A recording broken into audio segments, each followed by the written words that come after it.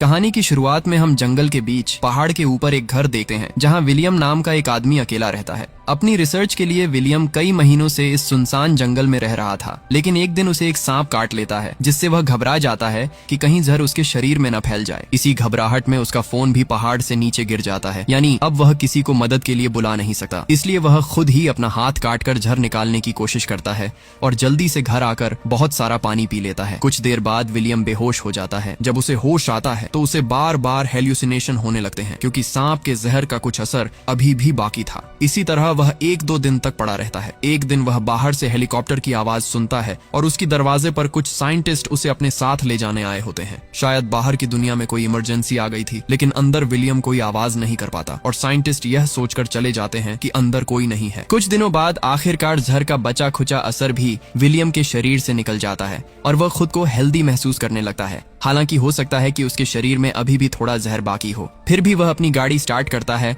और वापस शहर की तरफ निकल पड़ता है। लेकिन जब वह शहर पहुंचता है तो पूरी तरह हैरान रह जाता है। वह देखता है कि शहर पूरी तरह बदल चुका है। किसी भी सड़क पर एक भी इंसान जिंदा नहीं है। पूरी दुनिया का सामान बिखरा पड़ा था। देखकर लगता है कि यहाँ कोई बहुत बड़ा हादसा हुआ था। लेकिन डरावनी बात यह थी कि सड़कों पर हजारों गाड़ियां बंद पड़ी थीं और उन गाड़ियों के अंदर मौजूद सारे लोग मरे हुए थे। तभी उसकी नजर रोड साइन पर पड़ती है। असल में कुछ दिन पहले पूरी दुनिया में एक बहुत भयानक वायरस फैल गया था, जो बहुत तेजी से फैलने की वजह से धरती पर मौजूद लगभग सभी इंसानों को इन्फेक्टेड कर मार चुका था। इसलिए अब न कोई सरकार थी, न कोई कानून या नियम कायदे। खैर, विलियम अपने घर पहुंचता है और देखता है कि उसके पेरेंट्स भी कुछ दिन पहले ही मर चुके हैं। विलियम कुछ देर हकीकत को स्वीकार करता है, फिर अपने घर के पास ही अपने माँ बाप के लिए कब्र खोदता है। कुछ दिन बीत जाते हैं और विलियम समझ जाता है कि इस शहर में उसके अलावा कोई और जिंदा नहीं है। लेकिन उसे उम्मीद थी कि उसके अलावा भी कहीं न कहीं कुछ लोग जिंदा होंगे जो उस वायरस से इम्यून रह गए होंगे। सेफ्टी के लिए विलियम अपने साथ एक बंदूक और कुछ सप्लाई लेकर लास्ट वेगास की तरफ निकल पड़ता है। रास्ते में जो ब्रिज शहर आने जाने का जरिया था वह भी ब्लॉक था, इसलिए विलियम को बहुत लंबा सफर तय करके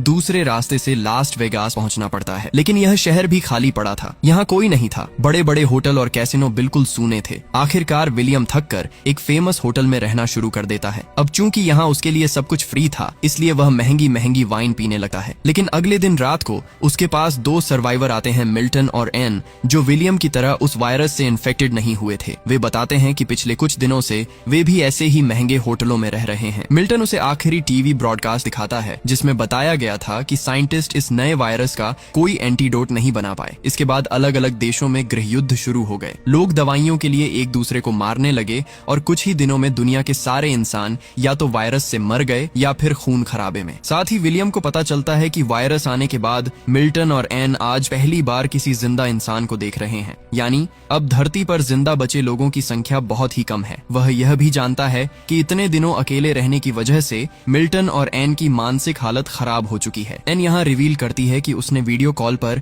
अपने पति और बच्चे को मरते हुए देखा था, जिसकी वजह से उसकी जीने की उम्मीद ही खत्म हो गई है। अब विलियम कुछ दिनों तक उनके साथ उसी महंगे होटल में रहने लगता है। इतने महंगे और ब्रांडेड कपड़े फ्री में पड़े होने के बावजूद विलियम को अब कुछ भी अच्छा नहीं लगता। ऐसा लगता है जैसे ब्रांड की कीमत भी इंसानों के साथ ही खत्म हो गई हो। मिल्टन बताता है कि वह एक बड़ा बिजनेसमैन था, उसने बहुत कुछ कमाया था, लेकिन अब न उसके पास उसकी शोहरत है और न ही उसका फैमिली। मिल्टन अपने साथ एक गन रखता है ताकि उसकी मदद से वे तीनों अपनी जिंदगी खत्म कर सकें। ये सुनते ही विलियम घबराकर बाहर चला आता है, क्योंकि वह अभी भी जीना चाहता था। तभी उसे पीछे से गोली चलने की आवाज सुनाई देती है, यानी मिल्टन और एन ने खुद को खत्म कर लिया था और इस तरह विलियम फिर से बिल्कुल अकेला रह जाता है। विलियम को लगने लगता है कि अब पूरी दुनिया में वही अकेला इंसान बचा है। वह गाड़ी बहुत तेज चलाकर शहर से बाहर निकल जाता है। रास्ते में उसे एक कुत्ता दिखाई देता है जिसे वह अपना साथी बनाकर अपने साथ रख लेता है और उसका नाम लकी रख देता है। इसके बाद वह लाइब्रेरी जाकर कुछ सर्वाइवल बुक्स ले आता है और अपने पुराने घर लौट आता है, जहाँ अब वह लकी के साथ रहने लगता है। आसपास के स्टोर्स में जितना भी खाना बचा था उससे वे काफी समय तक चल सकते थे और आगे चलकर वे खेती करके भी खा सकते थे। समय बीते बीते 1 साल गुजर जाता है। विलियम और लकी की अच्छी बॉन्डिंग हो जाती है, लेकिन इंसानों के बिना विलियम बहुत बोर होने लगता है। टाइम पास करने के लिए कभी वह जॉगिंग करता है,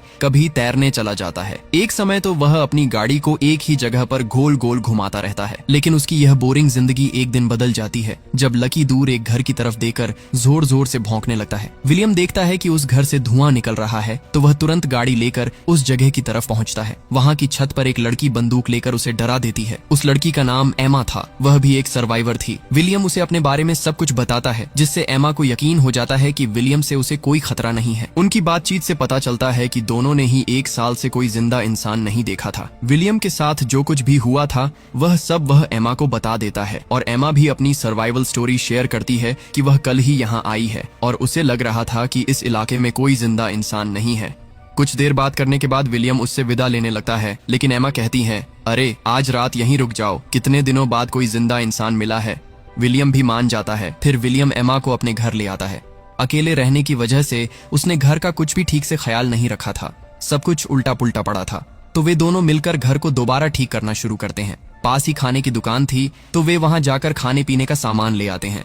अचानक इस मुलाकात से दोनों के अंदर फिर से जिंदा रहने की उम्मीद जाग जाती है। अब वे साथ में सोकर उठते हैं और रोजमर्रा के अलग अलग काम करते हैं। वे अपने अपने शौक बना लेते हैं ताकि बोर न हो। इसके अलावा वे जानते थे कि अगर वही धरती के आखिरी कपल हैं तो आबादी बढ़ाने की जिम्मेदारी भी उन्हीं पर होगी। उधर इंसानों के खत्म हो जाने की वजह से हिंसक जानवर अब शहर तक आने लगे थे। समय के साथ विलियम अपने घर पर सोलर पैनल लगा देता है ताकि उनका घर पूरी तरह से रेडी हो जाए। कुछ ही दिनों बाद एमा प्रेग्नेंट हो जाती है। वह बहुत खुश थी, लेकिन विलियम परेशान था। वह सोच रहा था कि क्या इस पोस्ट एपोकैलिप्टिक दुनिया में बच्चे को लाना सही होगा या नहीं। ऊपर से डिलीवरी कैसे होगी, यह भी एक बड़ी चिंता थी। इसीलिए विलियम लाइब्रेरी जाकर बेबी डिलीवरी से जुड़ी किताबें पढ़ने लगता है। समय के साथ उनका घर हर तरह से सेफ हो जाता है। घर में सोलर पैनल लग चुके थे, इसलिए अब वे फ्रिज में खाना स्टोर कर सकते थे। साथ ही वे कई मुर्गियां और कुछ गायें पालना शुरू कर देते हैं, जिनसे उन्हें अंडे और दूध मिलने लगता है। उनके पास ही एक बड़ा हरा भरा गार्डन था। इंसानों के खत्म होने के बाद हवा भी अब साफ और शुद्ध हो चुकी थी, लेकिन समय के साथ उन्हें एक बड़ी प्रॉब्लम का सामना करना पड़ता है। दरअसल उनके आसपास के इलाके में चूहों की संख्या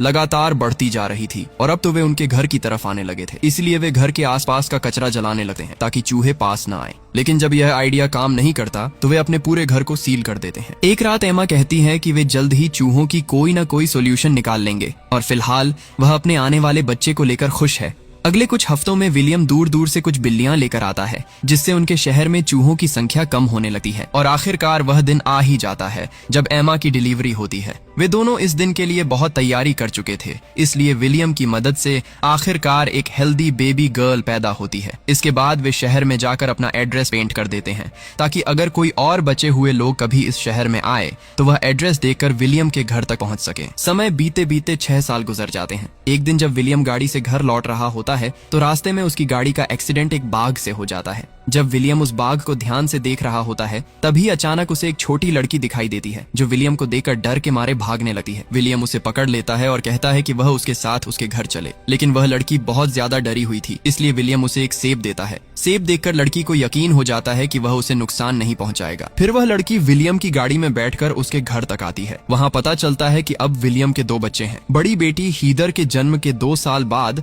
उनका एक बेटा होता है जिसका नाम एलेक्स है और एमा अब तीसरे बच्चे की प्रेग्नेंट है। शायद अब पूरी दुनिया की आबादी यही 2 लोग बढ़ाने वाले हैं। खैर, खुशखबरी ये होती है कि शहर में लिखे उनके एड्रेस की वजह से 2 सर्वाइवर उनके पास पहुंच जाते हैं, लेकिन वह छोटी लड़की अब भी डरी हुई थी, इसलिए वह ट्रक से नीचे नहीं उतरती। कोई भी उसे जबरदस्ती नहीं करता। उस दिन पूरी रात वह लड़की ट्रक में ही बैठी रहती है। सुबह जब मरीना उसे खाना देने जाती है तो वह लड़की उस पर हमला करने की कोशिश करती है। तब मरीना उसे अपनी कहानी सुनाती है कि कैसे वह जॉर्ज के साथ इधर उधर जिंदा लोगों की तलाश कर रही थी और आखिरकार उन्हें विलियम का लिखा हुआ एड्रेस मिला। बातों बातों में मरीना उसे घर के अंदर ले आती है और उसे नहाने के लिए भेज देती है। इसके बाद मरीना लड़की के बैग से कुछ अजीब सी ड्राइंग्स निकालती है। साथ ही वहाँ एक लेटर भी मिलता है जिस पर लड़की का नाम ईबी लिखा होता है। मरीना वह लेटर सबको दिखाती है और बताती है कि यह लेटर ईबी की माँ ने लिखा था। उसमें लिखा था कि अगर किसी को ईबी मिले तो वह उसका ख्याल रखे, क्योंकि जब यह वायरस फैला था तब ईबी के पिता ने उसके साथ फिजिकल हैरेसमेंट किया था, जिसकी वजह से उस पर गहरा असर पड़ गया और वह किसी को भी देखकर डर जाती है। और एक दिन ईबी की माँ ने उसके पिता को मार दिया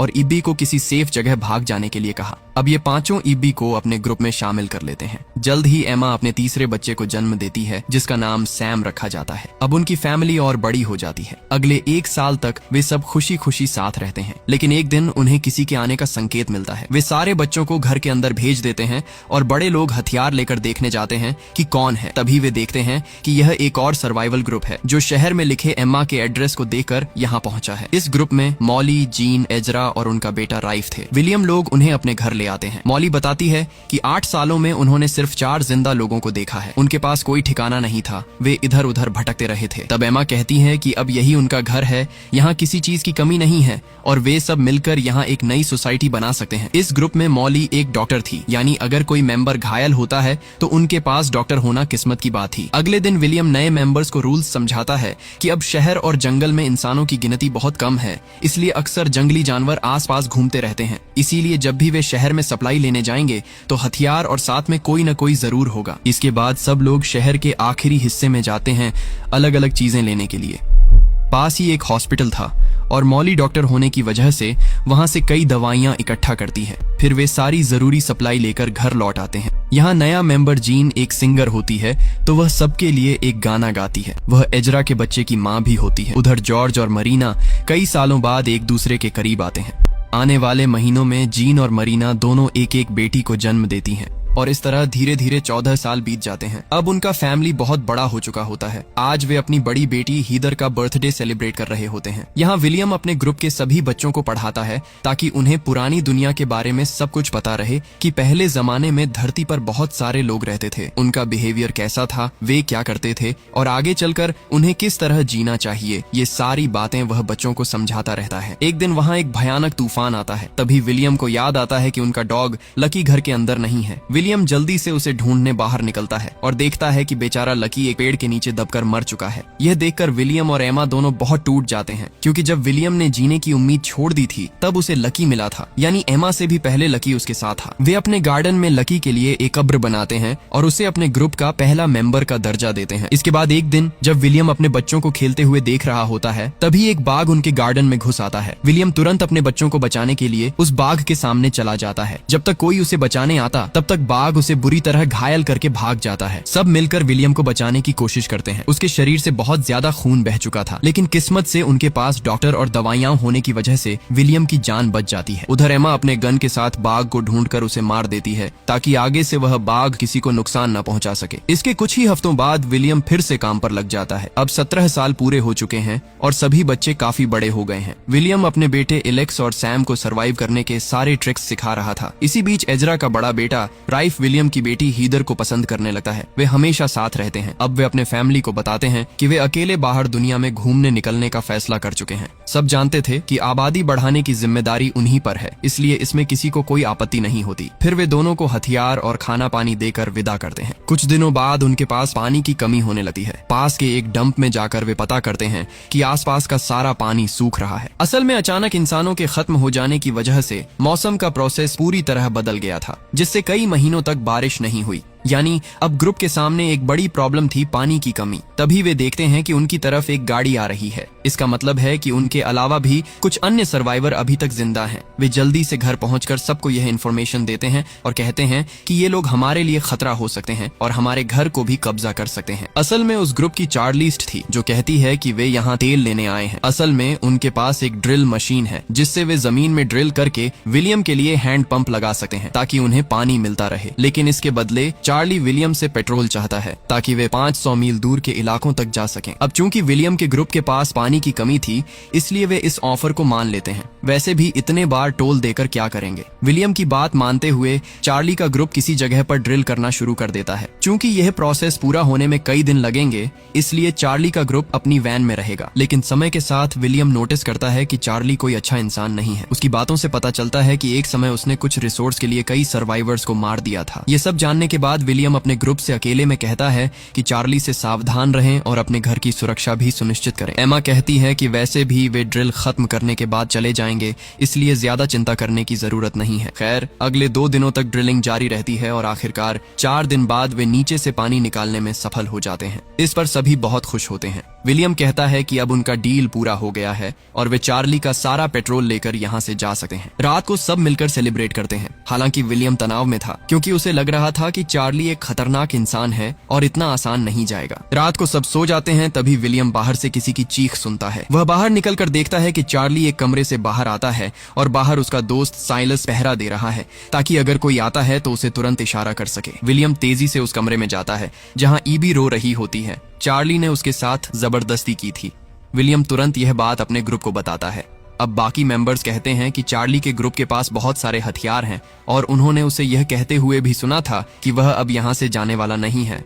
तब विलियम कहता है, फिर तो उसे मारना ही पड़ेगा, वरना मैं अपने ग्रुप के लोगों को ऐसे ही हैरेस होते हुए नहीं देख सकता। आज उसने ईबी के साथ किया है, कल किसी और के साथ करेगा। बाकी लोग उसकी बात से सहमत तो होते हैं, लेकिन साथ ही डिस्कस करते हैं कि वैसे भी अब दुनिया में इंसान बहुत कम बचे हैं, इसलिए किसी को मारना सही नहीं है। मगर विलियम समझाता है कि अगर वे चार्ली को नहीं रोकेंगे तो उनकी फैमिली सेफ नहीं रहेगी। आखिरकार सब मान जाते हैं कि अगर चार्ली को मार दिया जाए तो उसके ग्रुप के बाकी लोग शायद कुछ नहीं करेंगे। प्लान के मुताबिक रात में वे चार्ली को चारों तरफ से घेर लेते हैं। चार्ली के ग्रुप को पता भी नहीं चलता और विलियम चार्ली को सीधे मार देता है। हालांकि विलियम को बहुत बुरा लगता है क्योंकि यह पहली बार था जब उसने किसी की जान ली थी, लेकिन उसने यह अपने ग्रुप की सुरक्षा के लिए किया। अगली सुबह विलियम का ग्रुप चार्ली के ग्रुप को बता देता है कि वे बदला लेने के बारे में न सोचें। अगर वे चाहें तो यहीं रह सकते हैं, लेकिन उन्हें सबके साथ मिलकर काम करना होगा और अगर वे जाना चाहते हैं तो अभी हमेशा के लिए जा सकते हैं। चार्ली के ग्रुप के ज्यादातर लोग यहीं रहने का फैसला करते हैं, लेकिन चार्ली का बेस्ट फ्रेंड साइलस बहुत गुस्से में होता है। उसे विलियम से नफरत हो जाती है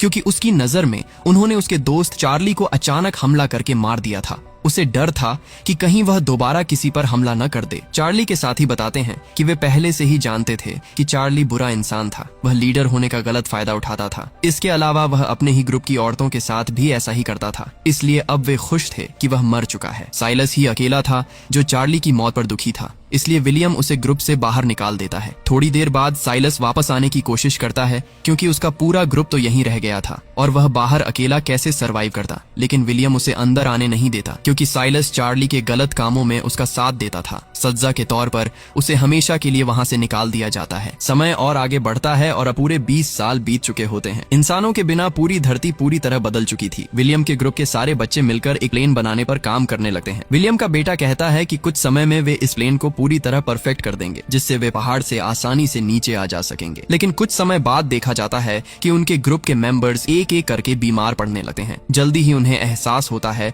कि आधे से ज्यादा लोग फिर से वायरस से इन्फेक्टेड हो चुके हैं और उनमें वही सिम्पटम्स दिख रहे थे जो 20 साल पहले उस वायरस में थे। डॉक्टर मॉली बताती है कि हालांकि वे पहले वाले वायरस से इम्यून हो चुके थे, लेकिन समय के साथ वह वायरस और इवॉल्व हो गया है। हालांकि इस नए वायरस का असर इतना पावरफुल नहीं है और वे जल्दी ही इसका कोई न कोई इलाज निकाल लेंगे। जो मेंबर्स अभी ठीक थे वे बीमार लोगों की देखभाल करने लगते हैं। यहाँ विलियम के बेटे सैम की हालत सबसे ज्यादा खराब थी, जिससे सब बहुत टेंशन में थे। इसी बीच एक दिन अचानक उनकी बेटी हीदर अकेले घर लौट आती है, जो राइफ के साथ बाहर गई थी। हीदर अपने सफर की घटनाएं बताती रहती है। वह कहती है कि उसने गाड़ी लेकर शहर के अंदर और बहुत दूर दूर तक का सफर किया। वे रोज नए नए जगहों पर जाकर जिंदा लोगों की तलाश कर रहे थे, लेकिन हर घर हर शहर में उन्हें कोई नहीं मिला। वे कोशिश कर रहे थे कि कहीं कोई जिंदा इंसान मिल जाए। लेकिन एक दिन जब वे किसी पहाड़ पर कैंपिंग कर रहे थे, तभी उन्होंने एक आदमी को देखा। वे उसका पीछा करने लगे, लेकिन तब तक वह आदमी वहां से निकल चुका था। कुछ समय बाद वही आदमी पीछे से आता है और राइफ पर चाकू रख देता है और हमें पता चलता है कि वह कोई और नहीं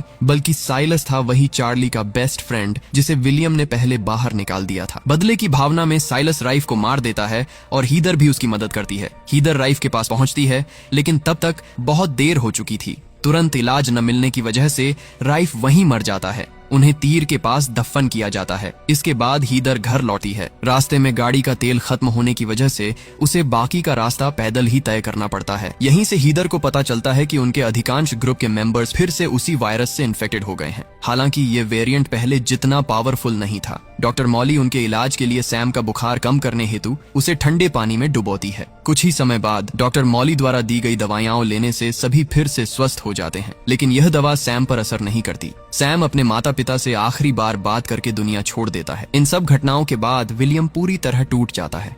सैम के अलावा उनके ग्रुप के 3 और मेंबर भी मर चुके होते हैं। एमा विलियम को समझाती है कि जब हमारे पास कुछ भी नहीं था तब भी सिर्फ हम दोनों साथ थे। आज हमारे पास एक पूरा ग्रुप है और हम ही भविष्य की दुनिया की आबादी बढ़ाने वाले हैं। अब विलियम हिम्मत नहीं हारता और ग्रुप के बच्चों को आगे के लिए तैयार करने लगता है। एक दिन वह पहाड़ की चोटी पर जाकर सूर्योदय देखता है और उसे एहसास होता है कि 20 साल में दुनिया कितनी बदल चुकी है। वह लौटकर बच्चों को एक स्पीच देता है कि अब तक वे गलत रास्ते पर चल रहे थे। वे पुरानी दुनिया जैसा बनना चाहते थे, लेकिन अब दुनिया पहले जैसी नहीं रही। इसलिए अब से उन्हें प्रकृति के हिसाब से जीना सीखना होगा। प्रकृति ही उन्हें सिखाएगी कि इस नई दुनिया और नए मौसम में कैसे रहना है। इसके बाद वे रेडियो को फिर से चालू करते हैं ताकि आपस में कम्युनिकेशन कर सकें। वे एक नई सोसाइटी बनाते हैं, सोशल इवेंट्स रखते हैं ताकि बच्चे समझ सकें कि इंसान एक सोशल जीव होता है। वे आसपास के शहरों को अपने हिसाब से रेनोवेट करते हैं। धीरे धीरे इस नई दुनिया में 50 साल बीत जाते हैं। बूढ़ा विलियम अपने पोते से कहता है कि यह नई मानव सभ्यता उन्हीं की नस्ल से निकली है और अब इसे आगे बढ़ाने की जिम्मेदारी उसी की है। और यहीं इस मूवी का अंत हो जाता है।